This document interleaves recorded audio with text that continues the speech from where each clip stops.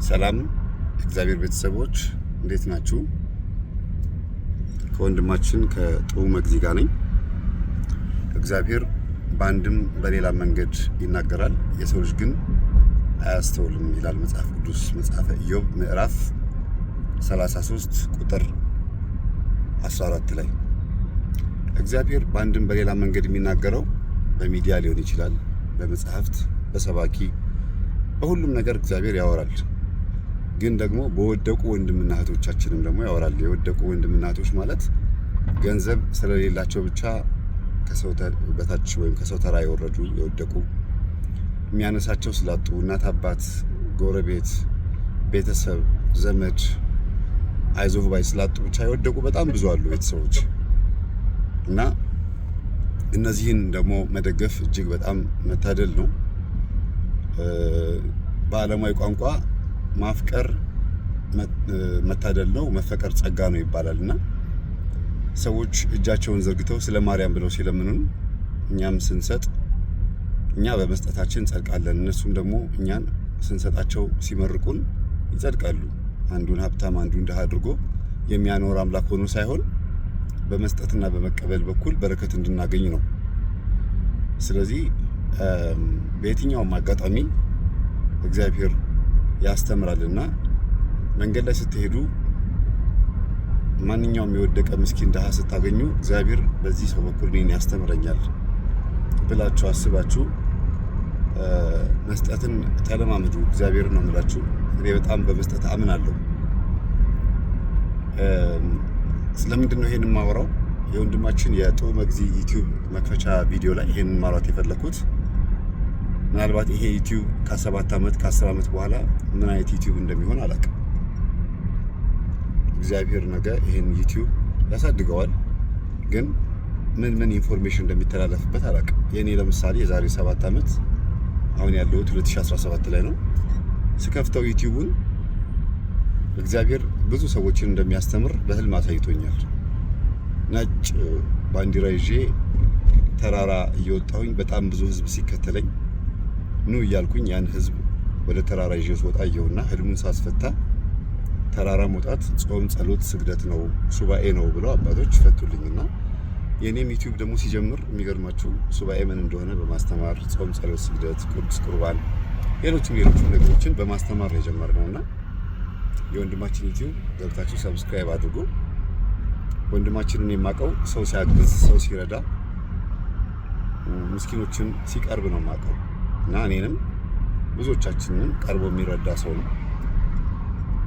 እኔ በሱ ዩቲዩብ መክፈቻ ላይ ሰብስክራይብ አድርጉ ለማለት መጀመሪያው ቪዲዮ በመሆኔ በጣም ደስተኛ ነኝ እና ሁላችሁም ዩቲዩብ በምትከፍቱ ሰዓት የግዴታ የሰው ጆሮ የሚስብ፣ የሰው አይን የሚስብ፣ የሰው ልብ የሚስብ ከባድ የሆነ ቪዲዮ መልቀቅ አይጠበቅባችሁም። ሰላምታ በመስጠት መክፈት ይቻላል። አንዳንድ ሰዎች ሞኔታይዝ ለማግኘት ሰብስክራይብ ለማግኘት የሌለ ቪዲዮ ይለቃሉ። ሰው የሚያስቀየም ሊሆን ይችላል፣ ከአይምሮ በላይ የሆነ ቪዲዮም ሊለቁ ይችላሉና ያ ባይሆን መልካም ነው። መቄዶንያ ወንድማችን ዶክተር ቢኒያም ሰውን ለመርዳት ሰው መሆን በቂ ነው ይላል። ምክንያቱም ሀብት አይደለም የሚያስፈልገው፣ ከፍትፍቱ ፊቱ የሚባል ነገር አለ። አንድ ሰው ምግብ አቅርቦልን ሳይሆን የምንወደው ፊቱን ፈገግ አድርጎልን ነው ልንወደው የምንችለው። እየሰደብን እየረገጠን ይሄን ምግብ ብላ ቢለን ምግቡ ለጊዜው ሊገባ ይችላል፣ ነገ ከነገ ወዲያ ግን ላይስማማን ይችላል። እና ስለምን እያወራሁ ነው? ወንድሞቻችን፣ እህቶቻችን፣ ወገኖችን ከወደቁበት ማንሳት፣ እኛም ራሳችን ከወደቅንበትን እንደ ማንሳት ነው የሚቆጥረው ነው። ለምሳሌ እኔ ቅዱስ ጳውሎስ የሚናገረው ጥቅስ በጣም ያሳስበኛል። ማንም የቆመ ቢመስለው እንዳይወድቅ ይጠንቀቅ ይላል አይደል? ማንም የቆመ ቢመስለው እንዳይወድቅ ይጠንቀቅ ማለት በሁለት እግራችን ስለቆምን፣ እየተራመድን ስለሄድን፣ ጥሩ ልብስ ስለለበስን፣ በሚያምር መኪና ውስጥ ስለሄድን ወይም ደግሞ መልካም የሆኑ ቦታዎች ላይ ከትልቅ ሰዎች ጋር ስለዋልን አይደለም ሰው መሆናችን የሚታወቀው። በትክክል እግዚአብሔርን እያመለክን ከሆነ የብቸኝነት ስሜታችን ርቆ እግዚአብሔር ከኛ ጋር እንደሆነ እርግጠኞች ስንሆን ይሄ ነው ትክክለኛ ሰው መሆናችን የሚታወቀውና እውነት መቼም ቢሆን አጠፋም፣ ትከራለች እንጂ አትበጠስም ይባላል። እውነትና ንጋት እያደረ ይጠራል። እውነተኛ ሰዎች ከሆንን እግዚአብሔር ከኛ ጋር መሆኑ በተአምራት ይገለጣል። ተአምራት ሲባል ምን ማለት ነው? አድርግልን ያለውን ያደርግልናል፣ ስጠን ያለውን ይሰጠናል። ምስጋናም ስናቀርብ ተሰሚነት እናገኛለን፣ ጸሎታችን ያርጋል ማለት ነው። እግዚአብሔርን ጠይቆ ያፈረ የለም። ምናልባትም አጠያየቃችን ነው የሚያዘገየው። ብዙ ሰዎች እግዚአብሔር ቶሎ ስለማይመልስላቸው ወይም ጥያቄያቸው ተገቢ ጥያቄ ስላልሆነ ወደ ጠንቋይ ቤት፣ ወደ ደብተራ፣ ወደ በአቋራጭ ወደ መክበር፣ ወደ ሙስና፣ ወደ ጉቦ፣ ወደ ሌላ ጉዳይ ሰዎችን ገለው በሰዎች ሀብት ላይ ለመረማመድ ይሞክራሉ። ሰርተው ሳይሆን ገንዘቡን በአቋራጭ ለማግኘት። ለምን ሲባሉ እግዚአብሔር ዘገየብኝ ይላሉ። የማይጠቅመን ነገር ስለጠየቅነው ነው እግዚአብሔር የሚዘገየው።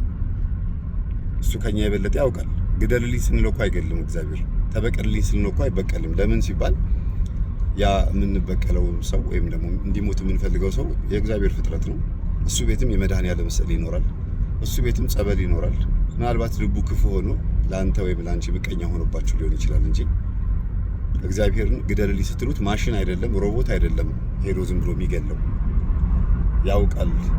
ሁሉን አዋቂ ነው። ኦልማይቲ ጋድ ነው እግዚአብሔር።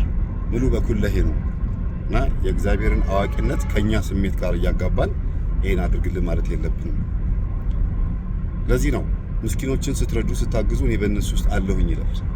እነዚህን ህፃናት፣ እነዚህን ምስኪኖች፣ እነዚህን ድሃዎች ጨርቃም ብሎ ደንቆሮ ብሎ የሚሳደብ በገሃነም ፍርዱ በገሃነም ነው ይላል። ጠባቂ መላእክቶቻቸው ደግሞ ሁልጊዜ የእግዚአብሔርን ፊት ያያሉ፣ ሁልጊዜ የእግዚአብሔርን ፊት ያያሉ ይላል። እና እነዛ መላእክቶች ፍረድላቸው ብሎ ይለምናሉ፣ ይጮሃሉ ማለት ነው። እና እንዳይፈረድብን ምስኪኖችን እንደው ባንደግፋቸውም ባናንቋሸሻቸው ባናርቃቸው ጥሩ ነው። በተለይ ሹፌሮች የኔ ቢጤዎች ሊለሙ ሲመጡ መስኮቱን ከመዝጋት ይልቅ እግዚአብሔር ይስጥልኝ ማለትን መልመድ። በእርግጥ በአሁኑ ሰዓት ትራፊክ ለኔ ሳንቲም ሲሰጡ ካየ ሊቀጣ ይችላል፣ ህጉ ስለወጣ ማለት ነው። ግን ደግሞ መስኮቱን ዝም ብሎ ከመዝጋት ፊትን ከማዞር ይልቅ ስትለምን እግዚአብሔር ይስጥልኝ ብሎ ማለት። ምክንያቱም እግዚአብሔር እንዲሰጣት ነው። ዝም ካልካት ንፉግ ሆንክባት ማለት ነው። አንተ እኮ እግዚአብሔር ይስጥልኝ ስትላት ሌላ ሰው እጁን እንዲዘረጋላት ነው ያደረከው፣ እግዚአብሔር እንዲሰጣት ነው ያደረከው። ስለዚህ እግዚአብሔር ይስጥልኝ ቀላል አይደለም። እነሱ ምናልባት ላይገባቸው ይችላል። አንዳንድ የኔ ቢጤዎች እግዚአብሔር ይስጥልኝ ስትሏቸው እሱ ጋር አስቀምጠሃል ይላሉ አይደል? እሱ ጋር አስቀምጠሃል ይላሉ። ግን የእነሱ መልስ እኛን ሊያስቀይመን አይገባም። እኛ እግዚአብሔር ይስጥልን ስንል የሆነ ሰው እጁን ዘርግቶ ደግሞ እንዲሰጣቸው ነው የምናደርገው። በቀን 2 ጊዜ ለኔ ቢጤ ከሰጠው ይበቃኛል ብላችሁ አስባችሁ ሊሆን ይችላል። ጥሩ ፕሮግራም ነው። 3ኛ እና 4ኛ ግን ሰዎች ሲመጡና ስለ ማርያም ስለ እግዚአብሔር ብሎ ሲለምኑ ፕሮግራማችሁ 2 ጊዜ መስጠት ከሆነ እግዚአብሔር ይስጥልኝ ነው የምትሉት፣ በዛ ነው የምትሸኙት። የእናንተን ፈንታ የሆነ ሰው ይሰጣቸዋል። ለምን? እግዚአብሔር ይስጥልኝ ብላችኋል። ይሄ አማርኛ መደጋግሙ ለምንድን ነው? ስለተለመደ ነው። ቀላል ይመስላልና እግዚአብሔር ይርዳን፣ እግዚአብሔር ያግዘን።